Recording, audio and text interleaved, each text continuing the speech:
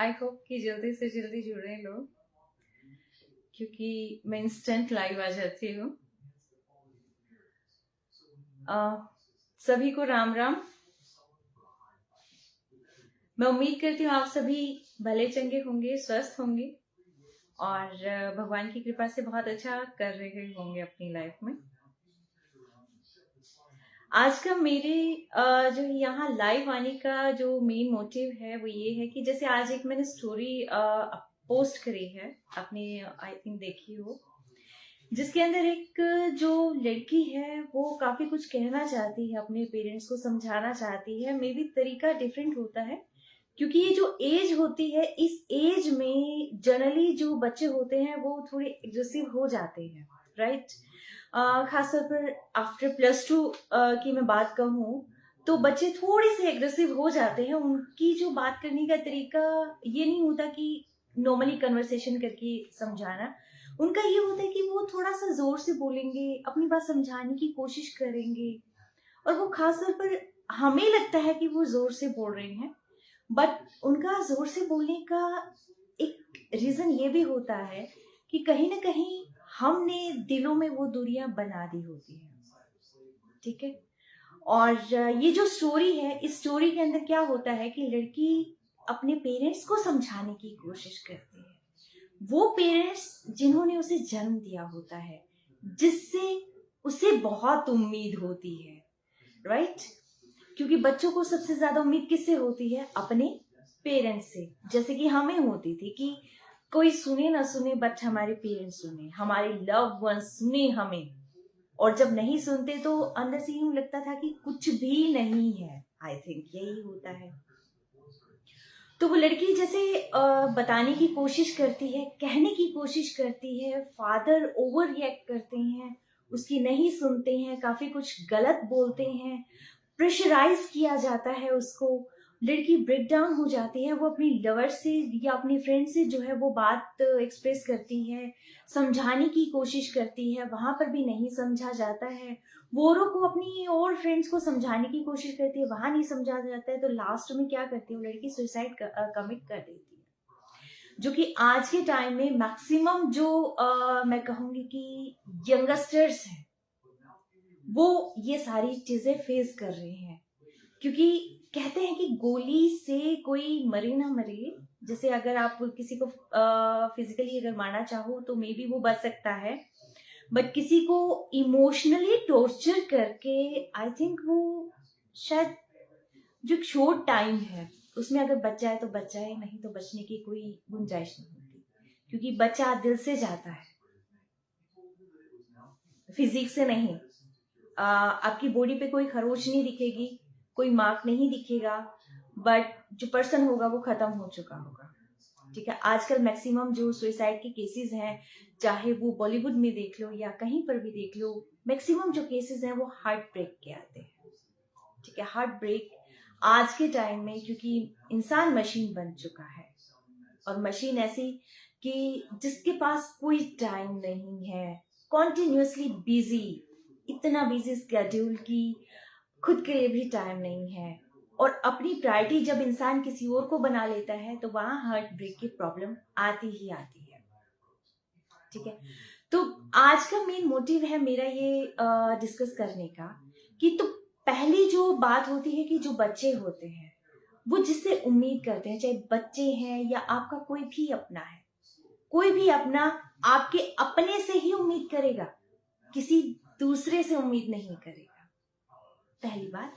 दूसरी बात, अगर कोई आपसे अपनी प्रॉब्लम शेयर करने की कोशिश कर रहा है, समझाने की कोशिश कर रहा है, तो उसको समझने की कोशिश आप भी करके देखें, ठीक है। बाद में हम कहते हैं कि काश हमने सुना होता, काश हम उस टाइम पे थोड़ा जान जाते, काश। वो जो काश वर्ड होता है ना, ये काश वर्ड बहुत खतरनाक होता है, और वो इस बात से मेरी जरूर सहमत होंगे जिन्होंने किसी अपने को खोया होगा, ठीक है। तो वो काश लाइफ में ना रहे। अगला, अगर एक उम्मीद से आपके पास आ रहा है अपनी बात रखने के लिए, तो हमारा फर्ज बनता है कि हम उसकी बात को सुने।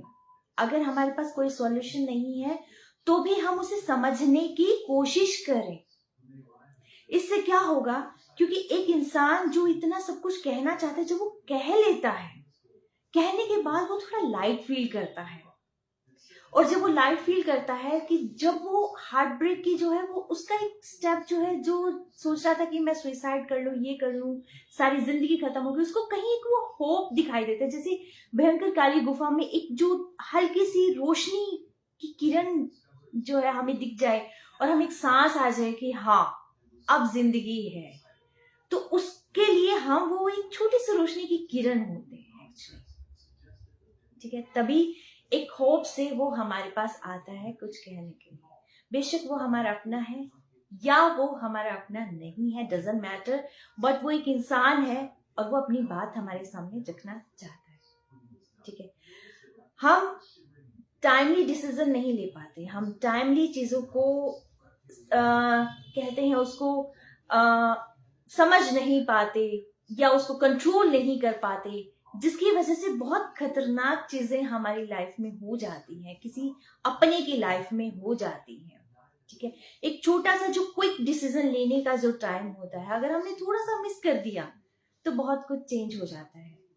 एक तो फर्स्ट जो मेरे मन में था वो ये था कि इमोशनली अगर कोई हमसे कुछ कहना चाहता है, हमारा बच्चा है या कोई भी ऐसा इंसान कि जो टूटी हुई हालत में है और वो एक उम्मीद के साथ हमारे पास आता है अपनी बात रखने के लिए, एक होप के लिए। जैसे एक बच्चे ने मेरे पास फोन किया था, उसके लास्ट टाइम का थॉट था, ये मेरी स्टूडेंट रही है और उसके लास्ट टाइम में वो जब सुसाइड कमिट करने जा रही थी तो उसके लास्ट टाइम में आई डोंट नो कहाँ से एक आया कि मैम से बात करनी है, ठीक है। और ये जो मैं अभी तक आपसे डिस्कस कर रही थी वो ये था जो मेरा पर्सनल एक्सपीरियंस रहा है, जो मैंने बच्चों से बात करके पाया है। तो जो उस बच्चे के मन में जो लास्ट टाइम का आया था वो कहीं ना कहीं भगवान ने ही माइंड में डाला होगा, मुझे नहीं पता कैसे आया। और बहुत लंबा टाइम था कि मैं उससे बात नहीं कर पाई थी। और उससे क्या मतलब, कल्पना चावला में ये है कि बच्चे पास होते हैं और फिर वो चले जाते हैं अपनी अपनी जो है जिंदगी में बिजी हो जाते हैं, बाद में क्या पता हम मिले ना मिले, कहीं मिले या फेसबुक पे मिले, तो बहुत अच्छा लगता है। बट वो जो बच्चे के माइंड में लास्ट टाइम का जो थॉट था कि मुझे मैम से बात करनी है, और जब उसने मुझसे बात करनी स्टार्ट करी बहुत टूटी हुई हालत में, जिसमें कहते हैं कि बच्चा रो रहा है, कॉन्टिन्यूसली रोए जा रहा है, और उसके ये था कि नहीं मैम मैं नहीं बचूंगी, नहीं मैम मैं बिल्कुल नहीं बचूंगी, मेरे साथ ये हो चुका है, वो हो चुका है।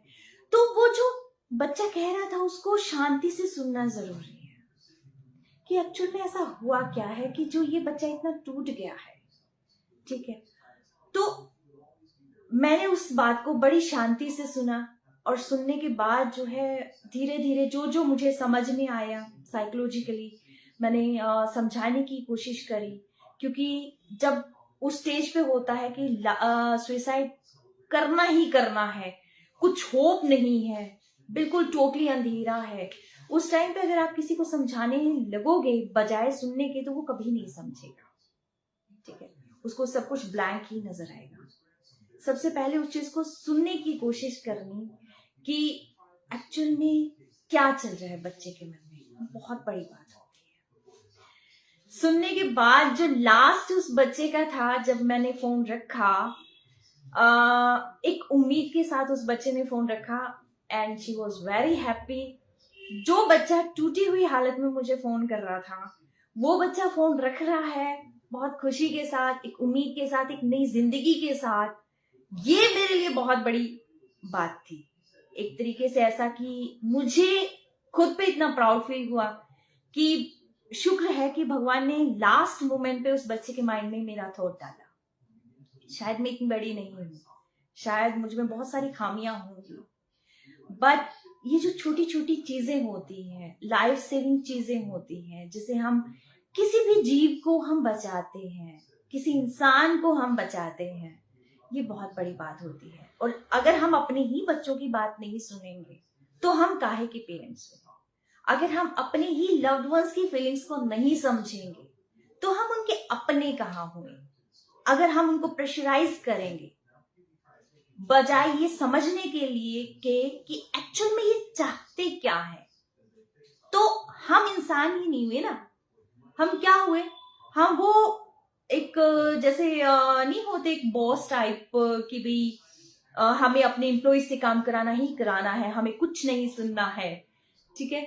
तो हमें ऐसा रिजिड पर्सन नहीं बनना है। एक्चुअली हमें थोड़ा सा एक एक इंसानियत हमें होनी चाहिए कि जिससे जो है हम किसी की भावनाओं को समझ सके।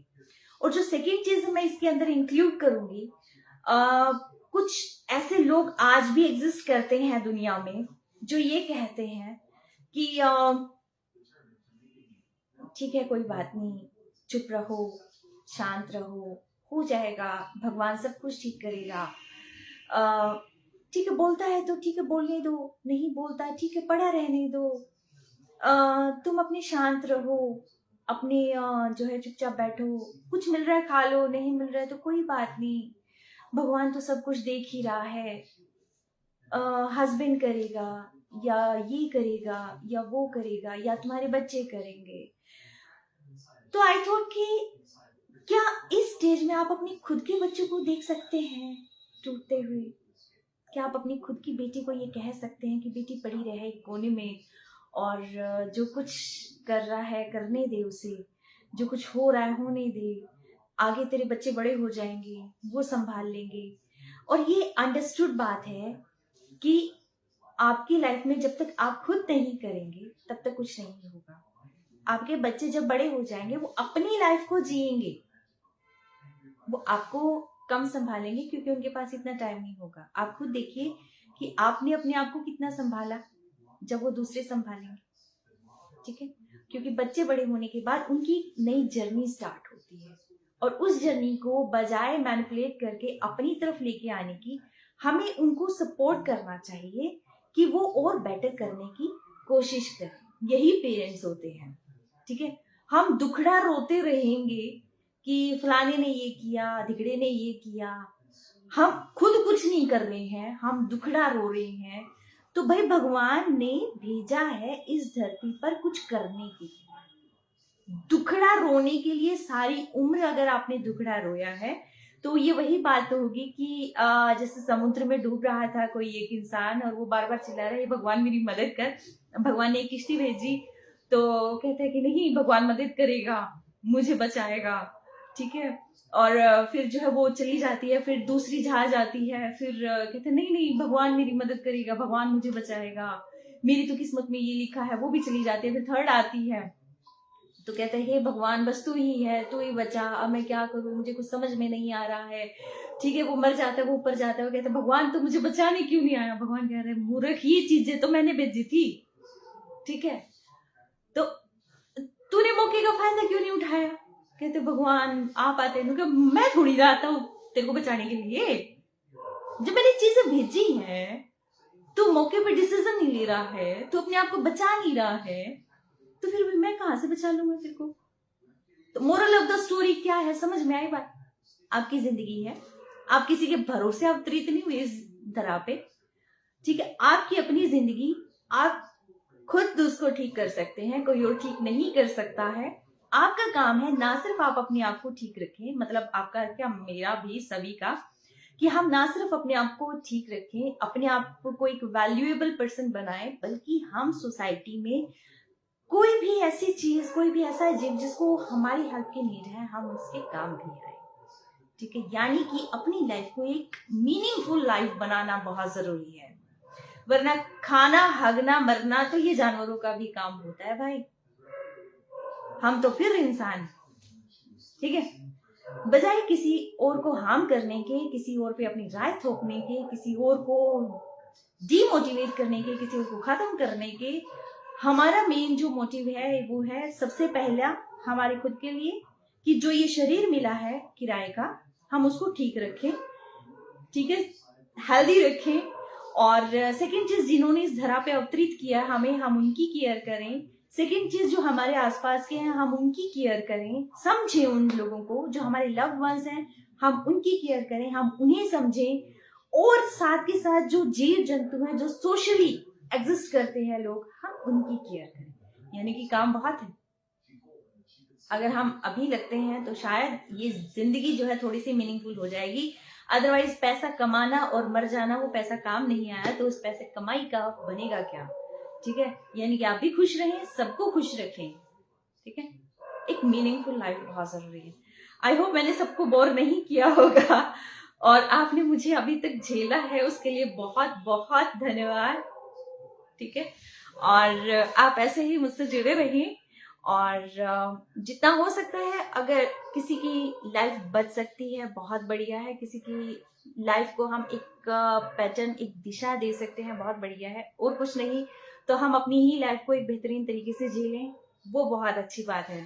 ठीक है, और इसी उम्मीद के साथ आप सभी को जिसको कहते हैं कि बहुत सारी ब्लेसिंग्स, और भगवान आपको हमेशा खुश रखे, निरंतर प्रगति पथ पर अग्रसर रखे और आपके अपनों के चेहरे पर भी स्माइल हमेशा बनी रहे। ठीक है, शुभ रात्रि, टेक केयर।